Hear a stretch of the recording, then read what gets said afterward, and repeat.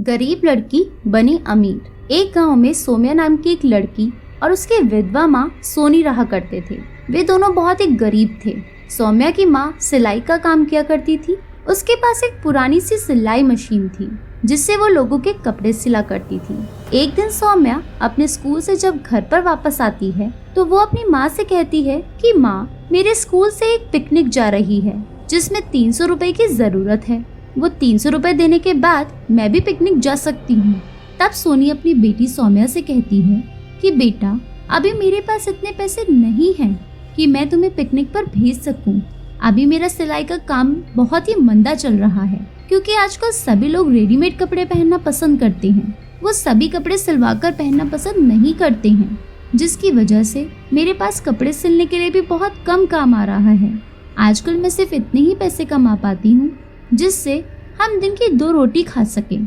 ये सुनने के बाद सौम्या अपनी माँ से कहती है कि माँ, कोई बात नहीं, मैं पिकनिक नहीं जाऊंगी, लेकिन अब आप मुझे खाना तो दे दीजिए।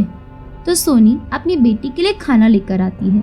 उसे अपनी बेटी पर बहुत ही नाज होता है क्योंकि सौम्या बहुत ही समझदार लड़की होती है।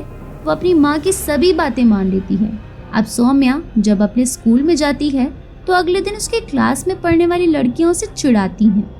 वे सभी सौम्या से कहती हैं कि लगता है कि तुम्हारे पास तुम्हारी ड्रेस के लिए भी पैसे नहीं हैं, इसीलिए तुम फटी हुई ड्रेस पहनकर स्कूल में आती हो। तुम ऐसा करो कि हमारी पुरानी ड्रेस ले लो, शायद वो तुम्हारे काम आ जाए। ये कहते हुए वो सब हंस पड़ती हैं। तब सौम्या उनसे कहती है कि मुझे तुम्हारी किसी भी ड्रेस की कोई ज़रूरत नहीं है। मेरी माँ मेरी ये फटी हुई ड्रेस इतनी अच्छी तरीके से सिल देगी कि वो बिल्कुल नई जैसी हो जाएगी। ये कहते हुए सौम्या उन घमंडी लड़कियों के पास से चली जाती है। अब सौम्या घर आकर अपनी माँ से स्कूल में हुई सारी घटना के बारे में बताती है। उसकी माँ सोनी सौम्या से कहती है कि बेटा, उदास होने की कोई ज़रूरत नहीं है। उन लड़कियों की इस तरह की बातों को दिल पर मत लो। तुम बस अपनी पढ़ाई पर ध्यान दो और अच्छे से मन लगाकर स्कूल में पढ़ा करो। अब सौम्या अपनी माँ से कहती है कि काश मेरे पिता आज भी जीवित होते तो वो ना तो आपको ही काम करने देते और ना ही मुझे इस तरह से स्कूल में सभी लड़कियों की बातें सुननी पड़ती। सौम्या के पिताजी एक रिक्शा चलाते थे, लेकिन एक दुर्घटना में उनकी मृत्यु हो गई थी, जिसके बाद सोनी सिलाई का काम करने लगी थी। अब सौम्या अपनी माँ से कहती है कि माँ, आज से मैं अपने पिताजी की रिक्शा चलाया करूँगी, जिससे मैं थोड़ा बहुत अपना खर्च भी निकाल पाऊंगी। सोनी सौम्या से कहती है कि बेटा, अभी तुम छोटी हो, तुम्हारे से रिक्शा नहीं चलाई जाएगी। लेकिन सौम्या कहती है कि नहीं माँ, मैं चला लूंगी।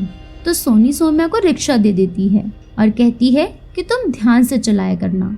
अब सौम्या स्कूल में जाते समय अपने स्कूल के बच्चों को उस रिक्शा में बिठा लिया करती थी और उन्हें स्कूल तक छोड़ दिया करती थी, और वापस आते समय भी उन बच्चों को उनके घर पर छोड़ दिया करती थी।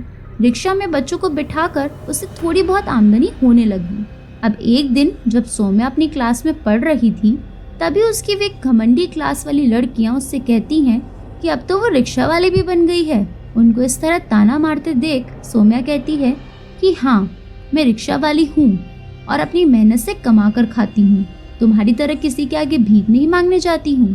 तब वे सभी लड़कियाँ जो कि सौम्या को चिढ़ाया करती थी, अपना सा मुँह लेकर वहाँ से चली जाती हैं, क्योंकि इस बार सौम्या ने उन्हें अच्छा सबक सिखा दिया था। अब सौम्या जब क्लास में पढ़ रही थी तभी उसकी टीचर आती है और क्लास में आकर कहती है कि अगले हफ्ते हमारे स्कूल में एक फैंसी ड्रेस कंपटीशन होने वाला है, जिससे कि जो भी फर्स्ट प्राइज जीतेगा उसे हमारे यहाँ के विधायक 50,000 रुपये इनाम में देंगे। यह सुनकर सौम्या खुश हो जाती है।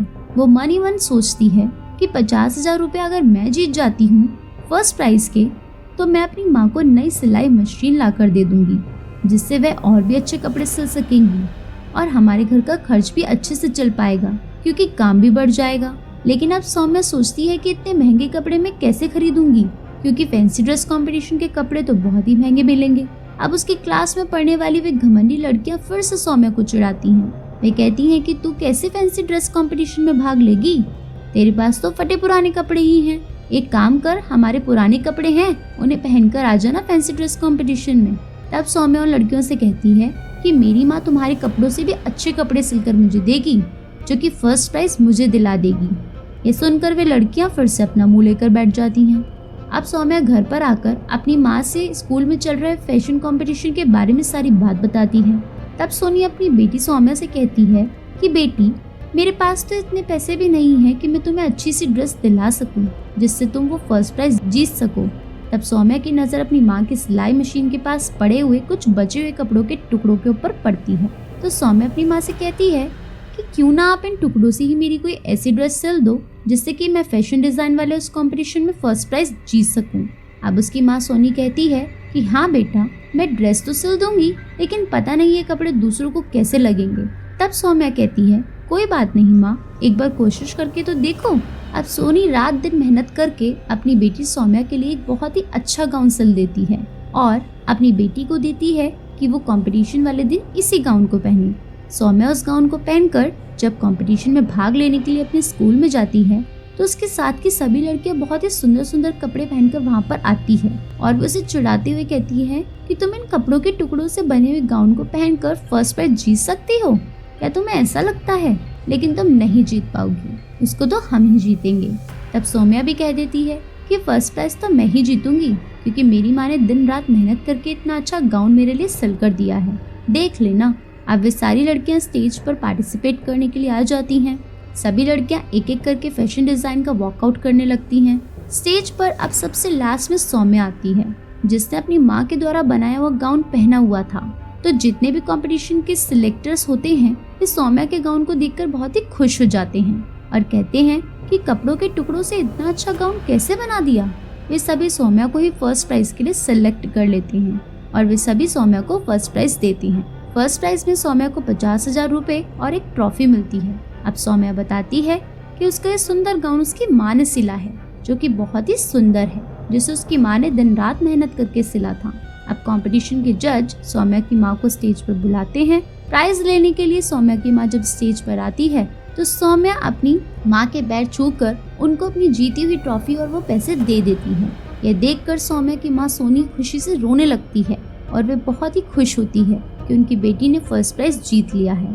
आखिरकार अब सौम्या कंपटीशन में मिले हुए 50,000 रुपए से अपनी माँ सोनी के लिए एक नई सिलाई मशीन लेकर आती है। कुछ दिनों बाद सोनी के पास कपड़ों के एक बहुत बड़े व्यापारी उसके घर पर मिलने आते हैं। वो सोनी को उसके द्वारा सिले हुए गाउन की तारीफ करते हैं और अपनी कंपनी में बहुत सारे कपड़े सिलने का एक ऑर्डर सोनी को देते हैं। अब सोनी का नाम पूरे शहर में मशहूर हो गया था कि सोनी बहुत ही अच्छे कपड़े सिलती है। अब ऐसे ही धीरे धीरे कर सोनी बहुत ही अमीर हो जाती है और फिर वो अपनी ही कपड़ों की कंपनी खोल लेती है।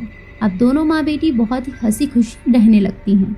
इस कहानी से हमें क्या सीख मिलती है कि हमें हमेशा ईमानदारी से मेहनत करते रहना चाहिए, जिससे हम आगे चलकर जरूर कामयाबी हासिल कर पाते हैं।